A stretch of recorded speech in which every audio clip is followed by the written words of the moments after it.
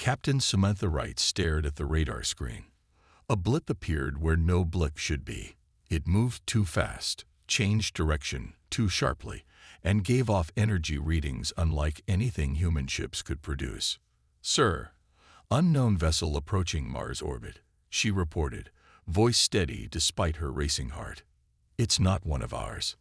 General Richard Carter's face appeared on the video screen. His expression remained calm, but Wright knew him well enough to see the tension in his eyes. "Are you certain, Captain?" "Yes, sir. The craft is using some kind of propulsion system we've never seen before. It's slowing down now, taking up position near Phobos." Earth year 2157 had been peaceful so far. Humanity had spread to Mars and the Moon, with mining operations on several asteroids. The United Earth government had only recently formed after decades of international cooperation in space. Their small fleet of military vessels existed mainly to protect shipping lanes from pirates and terrorists. No one had prepared for visitors from beyond the solar system. "Captain Wright, take the Valiant to intercept. Keep your weapons powered down but ready. This could be first contact." The Valiant was the newest ship in Earth's small fleet.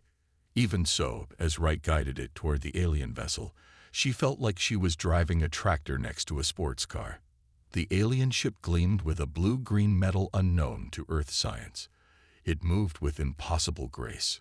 "Open all receiving channels," Wright ordered her communications officer. "They might try to talk to us." Minutes passed in tense silence. Then the alien ship released 5 smaller craft that formed a pentagon formation. In the center, light began to build. "Energy spike," shouted Lieutenant Frank Martinez from the sensor station. "They're powering up something." Wright's hands tightened on the controls. Everything in her training said to wait, to observe. But something deeper, something instinctive, screamed danger. The pentagon of ships began to rotate, the light between them growing brighter. "That's a weapons formation," Wright decided, though she had no way of knowing. "Defensive positions. Power up pulse cannons." She fired 3 warning shots across the path of the alien formation. The energy pulses missed by a wide margin, exactly as she intended. The reaction was immediate. The alien ship scattered, the pentagon breaking apart. The main vessel turned and accelerated away at speeds that made the Valiant seem frozen in comparison. Wright exhaled slowly, or regrouping. "Contact Earth. Tell them what happened." Back on Earth, the United Earth Government Security Council gathered in emergency session. The room buzzed with nervous energy as video from the Valiant played on the main screen. "They were charging weapons," insisted General Carter. Captain Wright made the right call. "We don't know that," argued Dr. Susan Lee, the Council's science advisor. "That light formation could have been a communication attempt. A greeting. A greeting that needs that much energy." Carter shook his head. "I'm not willing to risk human lives on that assumption." President Laura Garcia raised her hand for silence. "What we know for certain is that an advanced alien ship entered our solar system without warning or announcement. Whether they came in peace or not, they now know we're willing to defend ourselves." "We should try to contact them," Dr. Lee insisted. "Apologize for the misunderstanding." "And appear weak?" Carter asked. "No. We establish a defensive perimeter at the edge of our solar system. Any approach must be slow, announced, and unarmed." President Garcia considered this, then nodded. "I agree. We show strength first, then openness to talk, but on our terms." In the vast council chambers of Proxima Station, Ambassador Zix Qatar of the Viridian Alliance trembled slightly as he delivered his report. His green scales had paled to a sickly yellow. "The humans fired upon our greeting ceremony," he told the assembled council members. "They responded to our standard diplomatic approach with weapons." The chamber erupted in shocked murmurs. Elder T. Lorne, ancient and respected, raised a gnarled hand. "In 10,000 cycles, no species has ever rejected the joining lights ceremony," he said, his voice wavering with age and disbelief. "These humans, they are unlike any we have encountered. They must be contained, urged Ambassador Krivos. Any species that chooses violence over communication is a danger. Zix-Katar's throat sac expanded in distress, but our scans showed they have only just reached their neighboring planet. They should have been eager for our guidance, our technology. Instead, Elder T-Lorn said quietly, they have shown us something new. Fear without submission. The Galactic Council faces a unique challenge, my friends. On Earth, unaware of the storm they had created among the stars, humanity prepared for war. The great hall of Proxima Station echoed with angry voices. Hundreds of alien species gathered in the circular chamber, their different shapes, sizes, and colors creating a living rainbow under the soft blue lights. At the center stood Ambassador Zix-Katar, still shaken from his encounter with the humans. They fired weapons at a standard greeting ceremony, shouted Council Representative Mulok, his forearms gesturing wildly. This cannot be tolerated. We should quarantine their entire system, suggested Ambassador Krivos, her slender body swaying with agitation. Species that respond with violence to peace offers are unpredictable. Elder T-Lorn slowly rose from his seat. The ancient being's skin hung loose on his frame, telling of thousands of years of life. The chamber fell silent as he shuffled to the speaking platform. In all my cycles, he began, his voice surprisingly strong, I have never encountered a species that reacted with fear rather than awe to our approach. Perhaps we should consider that the joining lights ceremony, perfect for the eyes of most species, might appear threatening to these humans. Zix-Katar's throat sac inflated with frustration. But the ceremony has worked for over 3,000 species. It is perfect in its balance of light and energy. And yet, Elder T-Lorn replied, it failed with these humans. Perhaps we should try again, with a different approach. Meanwhile on Earth, Intelligence Officer Greg Palmer hunched over his computer in the windowless basement of United Earth Defense Headquarters. For days, he had been analyzing the fragments of alien communications captured during the brief encounter. The translation was difficult, but patterns were emerging. Palmer rubbed his tired eyes and took another sip of cold coffee. Something wasn't adding up. The energy formation the aliens had created matched ceremonial patterns used by ancient Earth cultures, not weapons configurations. They weren't attacking, he whispered to himself as the realization hit him. They were saying hello. Palmer rushed to General Carter's office, clutching his tablet with the evidence. The general listened impatiently as Palmer explained his theory. So you're saying we fired on a peaceful greeting? General Carter asked, frowning. Yes, sir. The Pentagon formation. The light buildup. It appears to be a standard protocol for them. Like a handshake, not a fist. Carter shook his head. Speculation, Palmer. That light energy could have vaporized Captain Wright's ship. We can't afford to gamble on alien intentions. But, sir, enough. We stick to the plan. Defensive perimeter. Controlled communications if they return. Dismissed. Palmer left the office, frustrated but not surprised. The military mind saw threats everywhere, especially in the unknown. Back on Proxima Station, the Council finally reached a decision after hours of heated debate. We will send a second delegation, announced High Counselor Drevnar. This time, we will make our peaceful intentions unmistakable. No ceremonial approaches, no standard protocols. We will adapt to their psychology. Ambassador Zix-Katar, despite his traumatic first encounter, volunteered to lead the mission. I will take only civilian vessels this time, perhaps without our escort ships. They will not feel threatened. Elder T-Lorn nodded approval. Wise, Ambassador. Though I suggest a larger fleet to demonstrate the importance of this mission. Show them the full diversity of Council species. Earth's early warning systems detected the new alien fleet 3 days later. The ships appeared at the edge of the solar system, moving slowly toward Earth. There were more of them this time, 15 vessels of various shapes and sizes. In the United Earth Defense Command Center, alarms blared. Multiple alien contacts. Called out the radar operator. They're approaching in formation. General Carter's face hardened. They're back, and in greater numbers, just as I predicted. On the main screen, the alien vessels spread out in a wide arc. Their speed was deliberate, but their numbers triggered every defense protocol in the book. This is clearly an invasion force, Carter decided. They're testing our resolve after the first encounter. President Garcia looked uncertain. But they're moving so slowly. Maybe they're being cautious after what happened last time. Or they're being strategic, Carter countered. Madam President, we need to show strength. I recommend mobilizing the fleet. Palmer tried once more. Sir, Madam President, please consider that this might be a diplomatic mission. The signals we're receiving don't match military communications. But fear had already taken hold. President Garcia nodded grimly to Carter. Deploy the fleet. All ships to combat readiness. In space, Lieutenant Jack Howard received his orders. The young officer gripped the command chair of the UES Defiant, his knuckles white. Form defensive line at Mars orbit. He told his small squadron of 12 ships.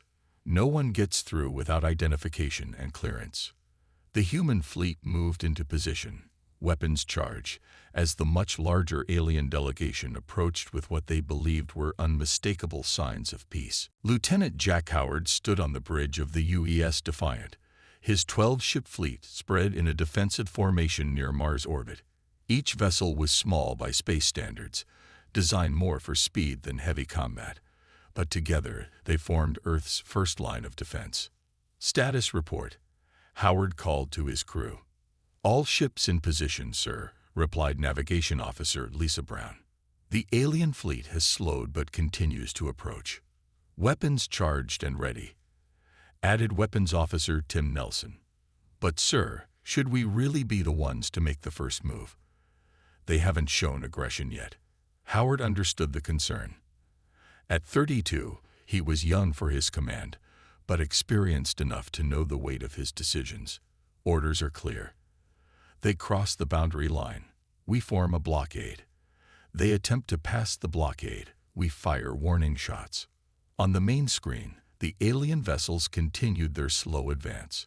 There were 15 of them now, various shapes and sizes, but all with the same strange blue-green metal that seemed to shimmer in the darkness of space. Inside the lead alien ship, Ambassador Zix Ketar addressed the council delegation. We approach slowly to show we are not a threat. Our ships carry no weapon systems. The humans will see our peaceful intent. Elder T. Lorne, who had insisted on joining the mission despite his advanced age, was less certain. These humans reacted with fear to our greeting ceremony. They may fear our numbers now. But we bring representatives from 12 council species, said Zix Ketar. This shows our diversity and unity. How could they misinterpret that? The answer came moments later as alerts sounded through the ship. The human vessels have formed a line, reported the pilot. They are directly in our path. Zix Ketar's scales rippled with concern. Send the peace signal on all frequencies. Back on the Defiant, Communications Officer Vince Rogers reported. Sir, we're receiving some kind of transmission. It doesn't match any known format. Is it a weapons lock? Howard asked. Negative, sir. It's just data.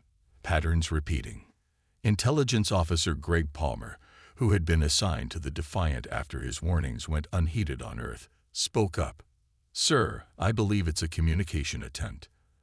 The patterns match what I was studying from the first encounter. Howard hesitated. His orders were clear, but the situation felt wrong. Send standard greeting package on all frequencies, but maintain position. The alien fleet continued to advance, seemingly unconcerned by the human blockade. Sir, they're not stopping, Brown reported. Boundary line crossed. Howard's hands tightened on his chair.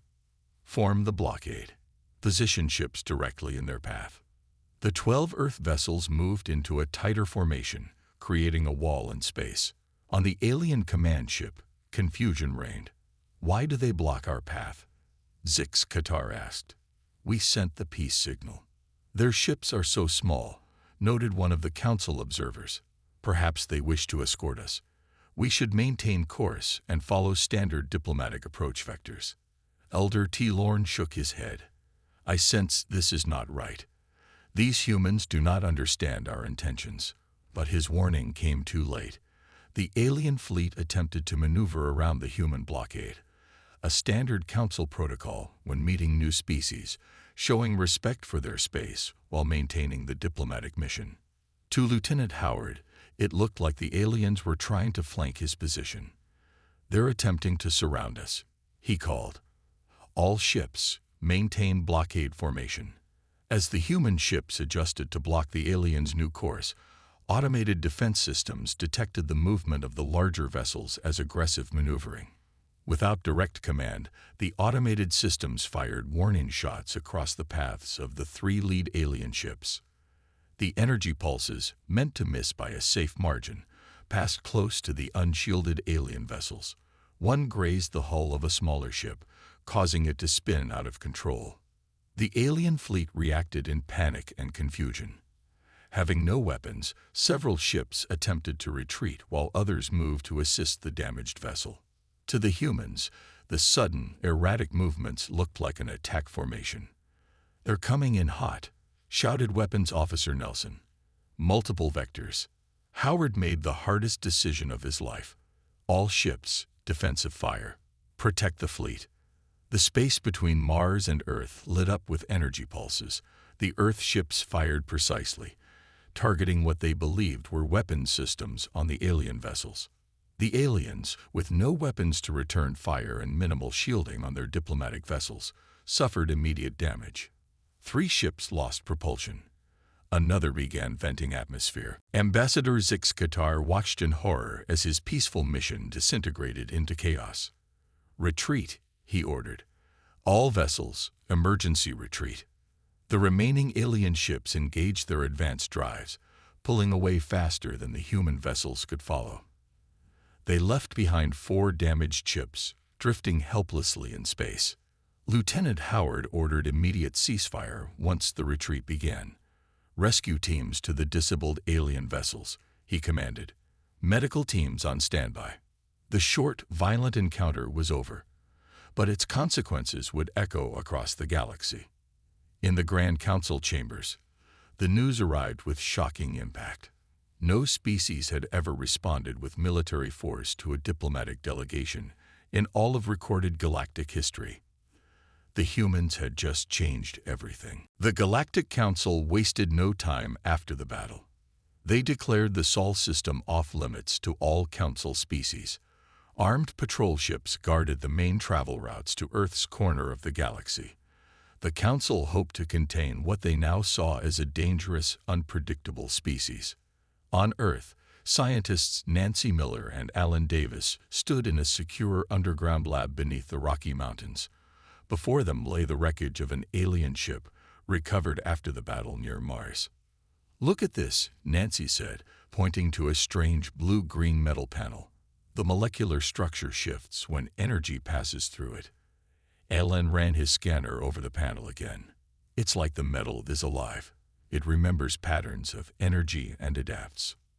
In the 3 months since the battle, Earth's top scientists had been studying the alien technology nonstop. Progress that should have taken decades happened in weeks. The strange metal led to new hull designs. The alien power systems inspired more efficient engines. Even their communication devices provided insights into faster-than-light message transmission. General Carter walked into the lab, flanked by security guards. "Progress report." Nancy straightened up.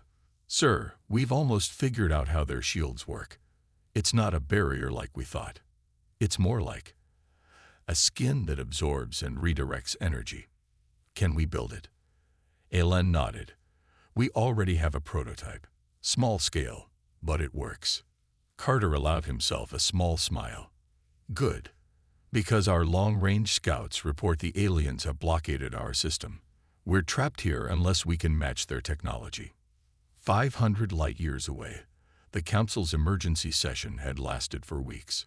Representatives from over 300 species argued about the human problem. The isolation strategy is working, reported Security Chief Vrilnax. No human ships have been detected outside their home system. Ambassador Zix Qatar, who had barely survived the battle, spoke up. But our monitoring drones show they are advancing rapidly. They are studying our technology from the damaged ships. Impossible, scoffed Ambassador Krivos. It would take a primitive species centuries to understand our basic systems. Elder T. Lorne, who had been quiet until now, slowly stood. You underestimate these humans. Our reports show they have already adapted some of our communication systems. They are learning faster than any species we have encountered. Murmurs of concern spread through the chamber. There is more, continued T. Lorne. The shield technology that we deliberately kept from lesser species, they appear to be developing it independently. The chamber erupted in shock and outrage. Back on Earth, the first human ship with alien-inspired technology prepared for launch. The UES Venture looked nothing like earlier human vessels. Its hull shimmered with the same blue-green color as the alien ships, though the material was an Earth-made copy. Captain Lisa Chen watched from the bridge as her crew made final preparations. Engine status. New fusion drive at 95% efficiency, reported her engineer. That's better than projected. Shield systems. Online and stable. We can absorb energy hits that would have destroyed our old ships. Chen nodded, satisfied. Navigation. Set course for the edge of the solar system. Let's see if we can slip past their blockade. Unknown to the Council, this was not the only human ship preparing to test the boundaries. Earth had built 7 vessels with the new technology. Each would take a different route, seeking gaps in the alien blockade. In a secret facility on Earth, Intelligence Officer Greg Palmer briefed President Garcia on another breakthrough. We've cracked their communication codes, he explained, displaying a star map with blinking lights. We can track their ships, listen to their transmissions. They don't even know we can hear them. What are they saying about us? The president asked. They're scared, Palmer replied simply. They've never seen a species advance this quickly. Some are calling for stronger action against us. Others want to make peace before it's too late. President Garcia considered this information and the location of their homeworlds. Palmer zoomed in on the map. We've identified 27 major worlds so far. Their main government center is here, at Proxima Station. Miles beneath the surface of Europe, another team of scientists worked on the most ambitious project of all. Using samples of the alien faster-than-light drive, they were building Earth's first true interstellar colony ship. Its destination was not on any alien star chart. Earth was planning for its survival in secret. On Proxima Station, a junior analyst rushed into Elder T. Lorne's private chambers. Elder, our spy drones have detected energy signatures at the edge of the human system. T. Lorne viewed the data with growing alarm. The energy pattern was identical to Council shield technology. Technology that should have been centuries beyond human capability. Notify the Council immediately, he ordered. The humans are not contained. They have surpassed our expectations again. Fear spread through the Council faster than any plague. Humanity was coming to the stars, and nothing in their experience had prepared them for what that might mean. 3 years passed since the battle near Mars. 3 years of silence between humanity and the Galactic Council.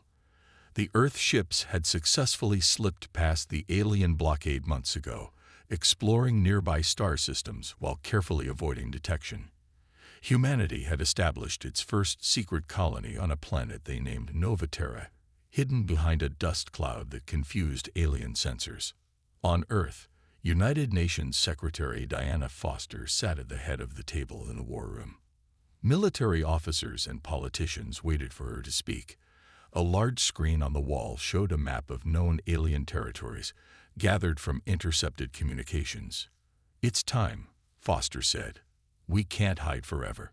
We need to establish our position in the galaxy. General Carter nodded.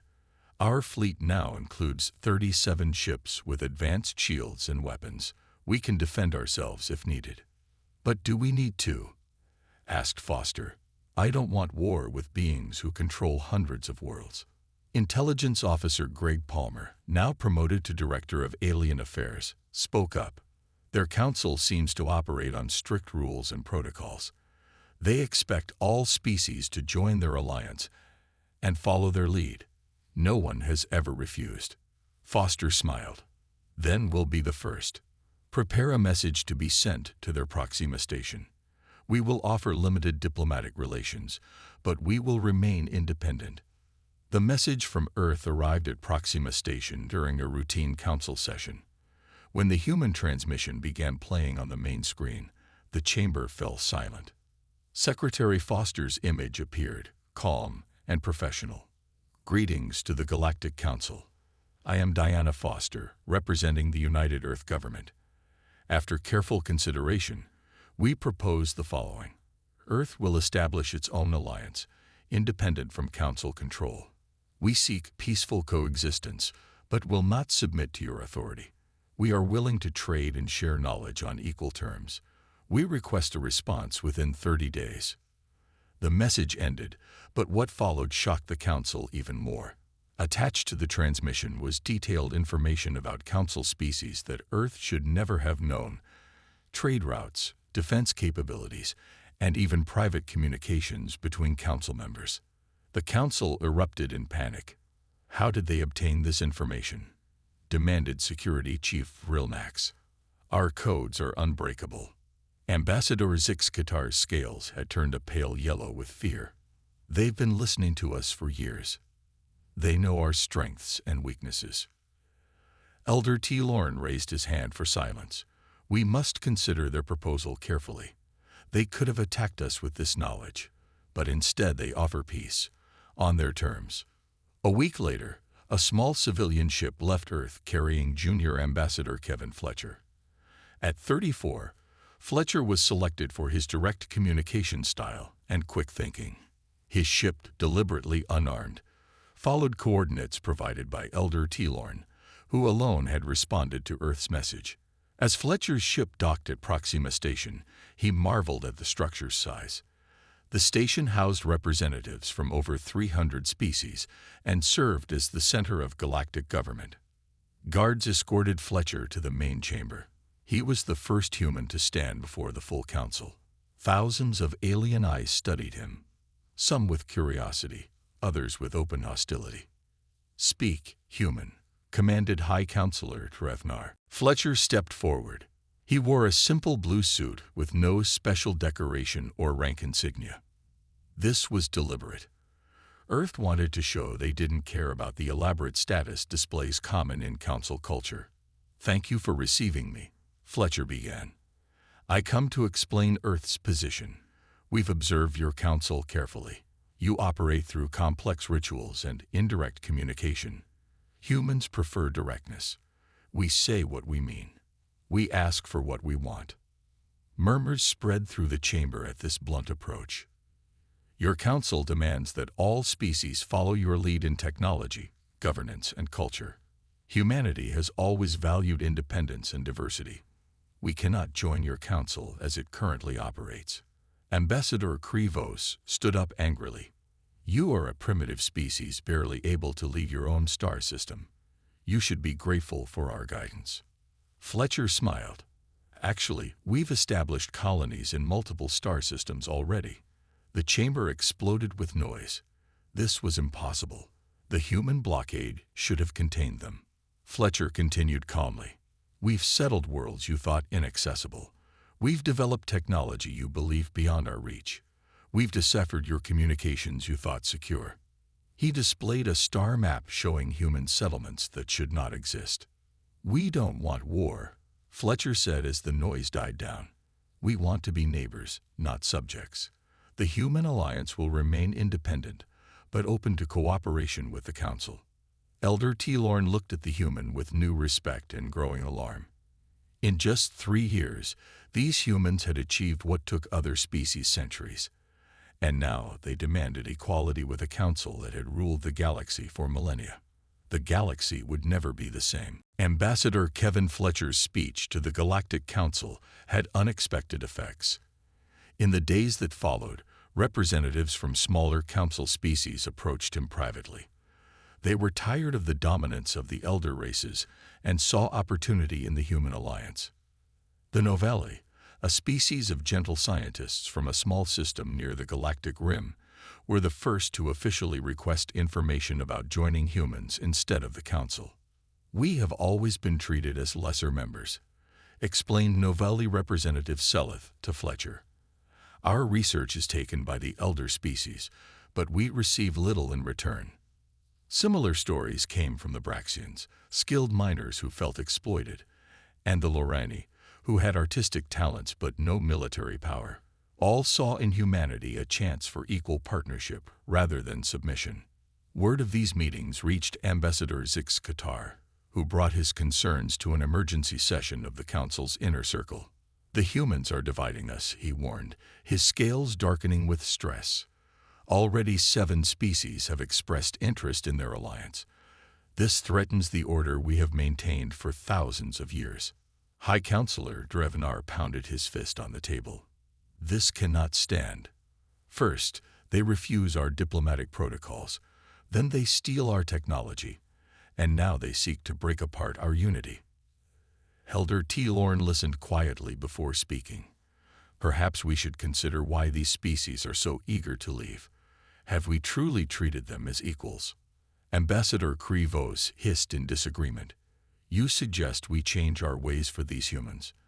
The Council has ruled for millennia. Our protocols are perfect." And yet, T. Lorne replied, "These humans challenge us in ways no one has before." The debate raged for days. The Council split into 2 main factions. Zix Qatar led those who wanted strong action against Earth, arguing that humanity posed an existential threat to Council rule. Elder T. Lorne headed those who believed adapting to the human challenge would strengthen the Council.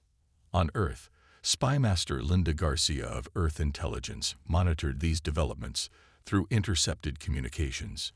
She sat with Secretary Foster and General Carter in a secure room beneath Geneva. "The Council is tearing itself apart over how to handle us," Garcia explained, displaying translations of alien messages. "Some want war. Others want reform. The younger species see us as liberators from Council control." "Is civil war possible?" Foster asked. Garcia nodded. "Their civilization has been stable for so long they don't know how to handle real disagreement. Our refusal to follow their rules has exposed cracks in their system." General Carter studied the star map showing Council military positions. "We could exploit this. Support the dissatisfied species. Break the Council into smaller factions. A divided galaxy would be safer for humanity." Foster frowned. "Or we could help prevent a war that would kill billions. These aliens might be strange to us, but they're still people with lives and families." "We need to decide quickly," Garcia said. "One faction is already planning action against us." Among the Council's military members, the Delveri were known for aggression. While the Council debated, Delveri Commander Braxton gathered a strike fleet of 40 ships. Without authorization, he set course for Mars, Earth's largest colony. "We will show these humans true power," he told his captains. "One swift strike against their colony will break their spirit." The Delveri fleet entered the Sol system far from the main travel routes, hoping to avoid detection. They approached Mars from behind the Sun, weapons charged. But Earth had been watching. 6 human defense ships waited in Mars orbit, a small force compared to the Delveri fleet. Commander Braxton laughed when he saw them. "Begin the attack," he ordered. "Show no mercy." The Delveri ships fired their main weapons. Brilliant energy beams shot toward the human vessels and Mars colony domes. What happened next stunned the Delveri. The human ships were surrounded by shimmering fields that not only absorbed the energy attacks, but seemed to grow stronger with each hit. The colony domes reflected the energy harmlessly into space. The human ships moved with unexpected speed, surrounding the surprised Delveri. From hidden positions, 12 more Earth vessels appeared. "This is Captain Alice Young of Earth Defense," came the transmission to the Delveri fleet. "Your unauthorized attack has failed. Surrender or retreat." Commander Braxton refused to believe what he was seeing. The humans should have been destroyed easily. He ordered a second, stronger attack. Again, the human shields held without strain. This time, the Earth ships returned fire. Their weapons were precise, targeting only engines and weapon systems, carefully avoiding life support. Within minutes, half the Delvery fleet drifted powerless in space. The rest retreated in disorder. News of the failed attack spread through the Council faster than any official announcement could have. The defeat was not just surprising. It was impossible by all known military science. Human technology had surpassed many Council standards in just 3 years. Fear turned to panic among the Council hardliners. If a surprise attack by 40 ships could be defeated so easily, what chance did they have against the full human fleet? Elder Telorn received the news with sad resignation. "And so it begins," he told his aides. "The galaxy changes because we refuse to change." After the failed Delvery attack on Mars, the Galactic Council could no longer ignore the human situation. In an unprecedented move, they sent their most respected diplomats to Earth itself. 5 senior ambassadors, each representing a major Council philosophy, arrived on a ship marked with universal peace symbols. President Garcia personally greeted them at a special landing pad built in the Swiss Alps. The human media broadcast the meeting live across Earth and to all colonies. This was humanity's first peaceful face-to-face contact with alien life. "Welcome to Earth," President Garcia said simply. "We appreciate your willingness to meet on our world." The lead alien, Ambassador Neverick of the Solari, bowed slightly. "We thank you for receiving us. The Council wishes to understand humans better." Over the next week, the alien delegation met with Earth leaders, scientists, and ordinary citizens. They visited schools, farms, factories, and parks. They watched human entertainment, tasted human food, and observed human religion and art. Everything was recorded and transmitted back to the Council. Dr. Paul Martinez, Earth's top xenopsychology expert, was assigned to help the aliens understand human thought patterns. In a quiet meeting room overlooking Lake Geneva, he explained humanity's perspective to the confused ambassadors. "Your standard diplomatic approach was designed by your founding species," Martinez said. "It works perfectly for beings who process light the way you do. But to human eyes, your joining light ceremony looks like a weapon powering up." Ambassador Neverick's large eyes blinked in surprise. "But it is beautiful, a sacred display of unity." "To you," Martinez nodded. "But humans evolved as prey animals who became predators. We are always alert for threats. Your light show triggered our deepest survival instincts." For the first time, the aliens began to truly understand the misunderstanding that had started everything. Ambassador Tral Khan of the Viridians asked, "But why did you not join the Council once communication was established? All species benefit from our guidance." Martinez smiled. "Humans have a complicated history with colonization and conquest. Some Earth cultures tried to guide others, claiming it was for their benefit. Millions died. We're sensitive to any hint of being controlled." The aliens looked at each other in confusion. They had assumed all resistance to Council authority came from aggression or ignorance. The idea that it came from historical trauma was new to them. The most surprising moment came when Martinez introduced the aliens to Earth's AI advisors. These advanced programs had been analyzing alien psychology since first contact, creating models to predict Council reactions. "You simulate our thought patterns?" asked Ambassador Xilpar of the Zenturi, sounding disturbed. "Yes," Martinez explained. "It helps us understand your perspective. For example, we know your Council rituals and protocols make perfect sense to species with collective decision-making. But humans are more individualistic." The aliens were shocked. No wonder humans had advanced so quickly. They had tools specifically designed to understand alien thinking. On the 5th day, Ambassador Neverick requested a private meeting with Secretary Foster and President Garcia. "We have been reviewing your translation of our diplomatic protocols," Neverick said carefully. Your Dr. Martinez is correct. Our universal system favors the thinking patterns of our founding species. Foster nodded. That's why we proposed our own alliance structure. Different species need different approaches. For 20,000 years, we believed our way was the only way, Neverick admitted. Your resistance forced us to examine our assumptions. For the first time since contact, real understanding began to grow. The ambassadors extended their stay, working with human diplomats to create a framework for future relations. No formal alliance was established, but the foundations for mutual respect were laid. Before leaving Earth, Ambassador Neverick met one last time with Dr. Martinez.